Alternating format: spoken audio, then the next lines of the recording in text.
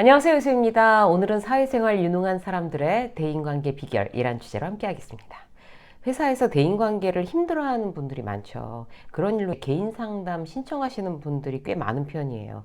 개인 상담도 물론 중요합니다. 그런데 그에 앞서서 생각해 봐야 될 일이 사람들을 대하는 일에 대한 자신의 마음 근력을 튼튼하게 하는 노력입니다. 인간관계라는 게 이제 심플하면서도 사실 변수가 많잖아요. 그래서 이제 기초 근력이 튼튼하지 않고서는 언제 어디서 어떻게 일어나는 그 변수에 일일이 제대로 대응하기란 쉬운 일이 아니에요.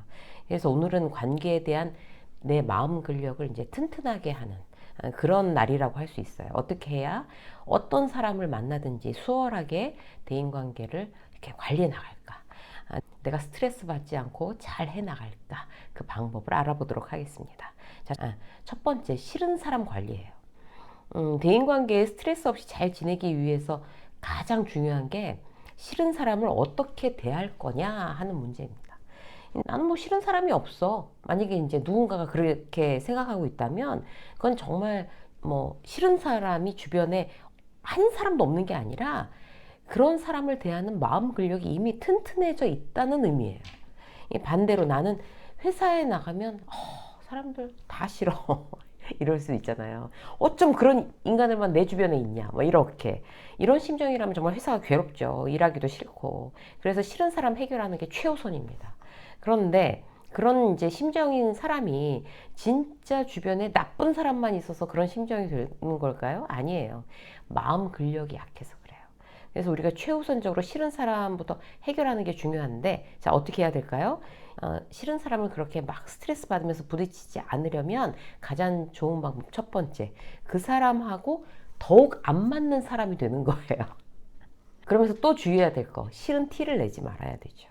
예를 들어 볼게요. 만약 이제 상대가 자꾸 선을 넘어 들어와요. 그래서 이제 그 사람이 너무 싫은 거예요, 내가. 사무실 아니면 뭐 그냥 밖에 나오면 형이라고 불러 막 이래가면서 막 툭툭 치고 이게 사람 이렇게 치면서 얘기하는 사람들 있잖아요. 근데 그런 걸 또 너무 싫어하는 사람들이 있다고요. 프라이버시 침해하는 발언을 친한 척하면서 주로 하고 말 놔, 편하게 얘기해 막 이런단 말이에요. 그럼 어떻게 대응해야 될까요? 더욱 더 예의를 갖춘 사람, 정중한 사람으로 되면 그 사람하고 이제 안 맞는 사람 될 수 있습니다. 세상 사람들은 두 가지 유형으로 나눌 수 있어요. 나랑 맞는 사람, 나랑 안 맞는 사람. 좋은 사람은 나하고 잘 맞는 사람이에요. 근데 싫은 사람은 사실 없는 거예요. 그냥 안 맞는 사람인 거예요, 나랑. 이 부분을 이용하시면 돼요. 내가 싫어하는 김 과장은 나를 동생처럼 그냥 선 없이 막 넘나들면서 지내고 싶어 하는데 난 그게 너무 싫은 거예요. 그렇게 싫을 때도 없이 당황스럽게 손을 막 넘는단 말이에요. 응? 말 놔! 이러면 어떻게 해야 돼요? 더욱더 공손하게 예의를 갖춰서 이제 인사하고 정중하게 들어오면 막 일어나서 인사하고 막 이렇게 막 형이랑 그래 그러면 아유 저는 어떻게 감이 어려워서 그렇게 할 수 있겠습니까 과장님 이러면서 꼬박꼬박 인사도 더욱 예의 갖추고 선을 넘는 질문에는 그냥 웃고 대답 없이 넘어가다 보면 그냥 하는 사람이 이제 재미없어져요. 몇 번만 해도 아, 이 친구 나랑 안 맞네 이러면서 저절로 멀어질 수 있습니다. 이런 방법을 활용하시면 돼요. 자, 또 다른 방법. 저 사람은 도저히 이해가 안 돼. 정말 싫어. 이런 사람들 있잖아요. 이 팀장이 자기가 기분만 나쁘면 전혀 맥락 없이 다른 사람들을 막 괴롭혀요. 이런 사람 정말 싫죠. 그런데 아까 말씀드린 첫 번째 방법으로 이런 사람은 해결이 안 되는 거예요. 이럴 땐 어떻게 해야 될까? 그냥 무심해지는 겁니다. 결정하시는 거예요. 아, 무심해지자. 이렇게. 나 혼자 내 인간관계 바운더리에서 딱 빼버리는 거예요, 그 사람은. 물리적으로야 함께 일해야 되죠, 어차피. 같은 회사 다니니까. 또 팀장이니까. 근데, 어디에서 무심해져야 돼요? 정서적으로 정리할 수 있어요, 무심해지면. 자, 오늘도 팀장이 이사한테 진땀 혼나고 나와서 화풀이 할 때가 필요한 거죠? 김 과장! 이렇게 막 히스테릭한 목소리를 막 불러대요. 그러면 스트레스 받고 왜 나한테 그래?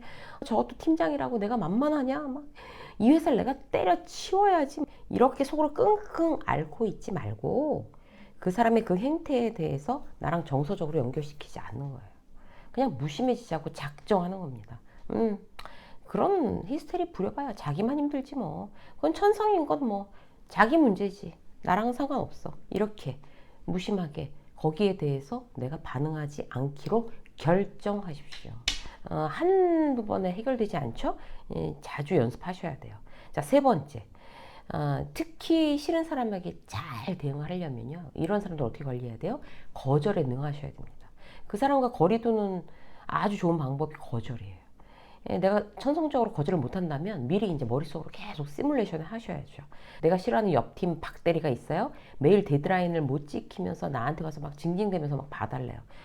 막 너무 짜증나요. 몇 번은 해줬는데 이제 당연히 해줄 줄 알고 느긋하게 데드라인을 막 어기는 거예요. 이때 거절 못하는 나를 좀 고쳐볼 기회가 되는 거죠. 미리 연습하는 거예요. 마음속으로 이런 이유 때문에 이번에는 안 되겠다. 이번에 만약에 또 어길 경우에 니네 팀장한테까지 참조 걸어서 재촉 메일 보낼 거다. 경고하시는 거예요.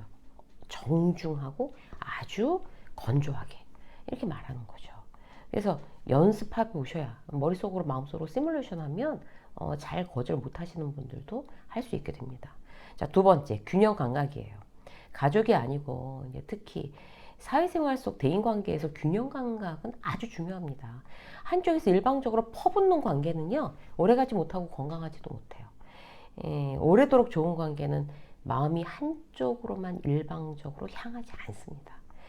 내 시간을 쓰든 돈을 쓰든 균형이 맞아야 아주 오래 갈 수 있다는 의미예요. 쉬운 예로 나를 너무 예뻐하는 직장 상사가 있어요. 자주 같이 외근을 나가서 일을 해요. 그때마다 상사가 나한테 항상 밥을 사줘요. 점심을. 물론 법인카드로 사줘요. 회사 일이니까. 그러면 그걸 뭐 당연하게 일 나왔으니까 법인카드 쓰는 거고 뭐 당신 돈도 아닌데 뭐 당연하지. 이렇게 생각할 일이 아니라는 거예요. 아무튼 나한테 밥을 사주고 있잖아요, 지금. 그러면 몇 번에 한 번은 제가 커피 테이크아웃으로 사오겠습니다. 맛있는 밥을 매번 사주셔서 저도 커피 한 잔은 대접하고 싶습니다. 이렇게 이런 태도 나한테 참 유리한 태도예요. 또 내가 경력직으로 입사했어요. 처음이라서 이제 어리버리해요. 뭘 잘 몰라요. 그런데 같은 팀 동료가 자상하게 매뉴얼도 복사해주고 거래처 리스트도 메일로 보내주고 또 다른 부서에 데리고 다니면서 인사시켰어요. 고맙잖아요. 어떻게 해야 돼요? 균형이라는 키워드를 떠올리셔야 됩니다. 나한테 시간과 에너지를 쓴 동료에게 균형을 맞춰서 갚아야 돼요. 오늘 저 때문에 시간 많이 쓰셨죠? 제가 뭐 도와드릴 일 없어요? 이렇게 말로라도. 그럼 뭐 아예 없어요. 이러겠죠. 처음 온 사람한테 뭘 도와달라고 하겠어요. 그러면 기억했다가 나중이라도 그 사람을 도와야 돼요. 뭔가 도와줘야 내가 항상 균형을 맞추자. 이런 생각을 항상 가지고 있으면 가능해집니다. 대화에 있어서도 균형은 무엇보다 중요해요. 대화의 분량에 균형을 맞추십시오.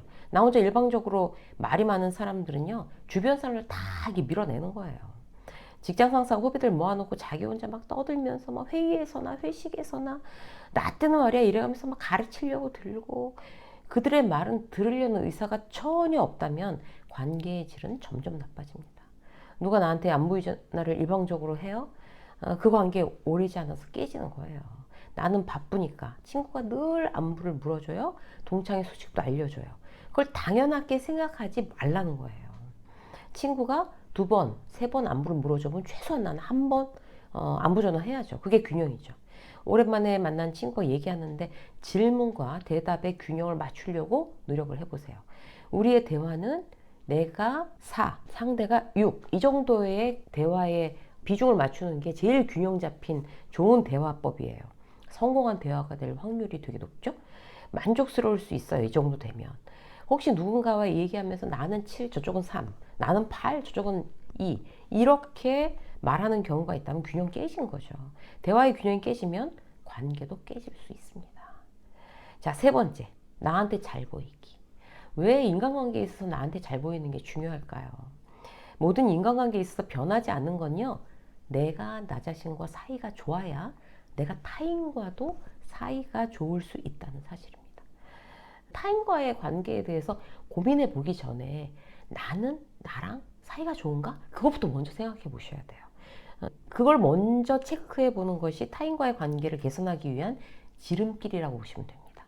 나의 기분, 건강, 행복 이런 것에 관심 없이 그냥 다른 사람들만 쳐다보고 나야 뭐 내 자식만 잘 되면 되는 거지. 직장 상사한테 인정받으면 뭐 나는 괜찮아. 다 괜찮아. 내 행복? 뭐 그런 거 돌아볼 여유가 없어. 무조건 가족들만 잘 지내면 돼. 뭐 이렇게 생각하시는 특히 중년들이 많아요.